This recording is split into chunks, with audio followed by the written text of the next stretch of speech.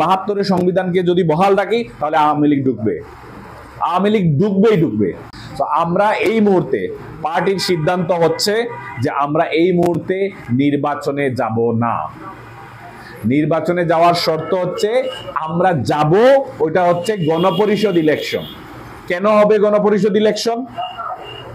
আমরা যেন গণপরিষদ ইলেকশন দেওয়ার মাধ্যমে আমাদের সংবিধান, একটা নতুন সংবিধান রচনা করতে পারি, যেই সংবিধানের আলোকে বাংলাদেশের ভবিষ্যতের রাজনীতি নির্ভর করবে।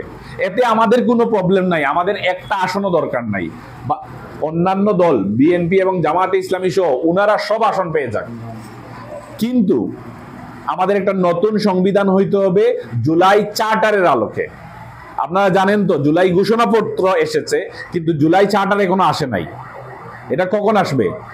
ঐক্যমত্য কমিশনের আলোচনা চলতেছে, আরো 1 মাস টাইম ওনারা নিয়েছেন। এরপরে জুলাই ঘোষণাপত্র, জুলাই চার্টার আসবে। ওই চার্টারের আলোকে আমরা একটা নতুন সংবিধান চাই।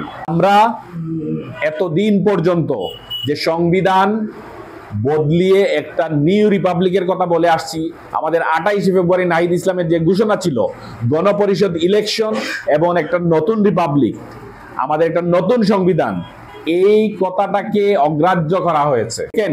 ইলেকশন তো শেখ হাসিনাও করছিল না? শেখ হাসিনা ইলেকশন কোনটা করে নাই? সে তো 14-তে সে বিনা ভোটের ইলেকশন করছে, 18-তে রাতের ইলেকশন করছে, 24-এ দামি ইলেকশন করছে, করে নাই? তো এরকম ইলেকশন যদি চান বা এমপি হইতে চান, তাহলে এমপি হওয়ার জন্য 2000 মানুষ প্রাণ দেয় নাই, 2000 মানুষ প্রাণ দিছে একটা নতুন বাংলাদেশ দেখবে এই জন্য। তো আপনারা তো এখন 100% শিওর আমরা এখন ইলেকশনের কোনো কাজ করতেছি না। আমরা দেশ সংস্কারের জন্য আমরা পুরো একটা নতুন সংবিধান চাই। আমরা ওই 72-এর সংবিধান, যেই সংবিধানে ডক্টর কামাল হোসেন লিখেছেন আর উনার মেয়ে সারা বলতেছে যে আমরা সংবিধান প্রণেতাদের উত্তরসূরি, আমরা চাই না হচ্ছে যে নতুন এক সংবিধান। আমরা এই 72-এর সংবিধানকে যদি বহাল রাখি তাহলে আওয়ামী লীগ ঢুকবে, আওয়ামী লীগ ঢুকবে।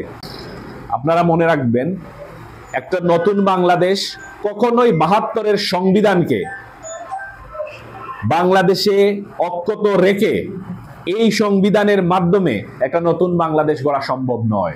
28 ফেব্রুয়ারি প্রতিষ্ঠিত হয়েছে, জাতীয় নাগরিক পার্টি প্রতিষ্ঠিত হওয়ার পরে আমরা অনেক প্রতিকূলতার মধ্য দিয়ে গেছি। আমাদের সাথে আমরা জুলাই অভ্যুত্থান থেকে উঠে আসার নেতৃত্ব, কিন্তু আমাদেরকে দেখা গেছে যে এই জুলাই অভ্যুত্থানের স্টেক নিয়েও, জুলাই অভ্যুত্থানের অংশীদারিত্ব নিয়েও আমাদেরকে হচ্ছে যে বিভিন্নভাবে হচ্ছে যে হেনস্থা করা হচ্ছে, যেন আমরা আসলে অংশীদার কি না। আমাদেরকে এই জুলাই অভ্যুত্থান থেকে সরানোর জন্য যত অপচেষ্টা দরকার করে যাওয়া হচ্ছে।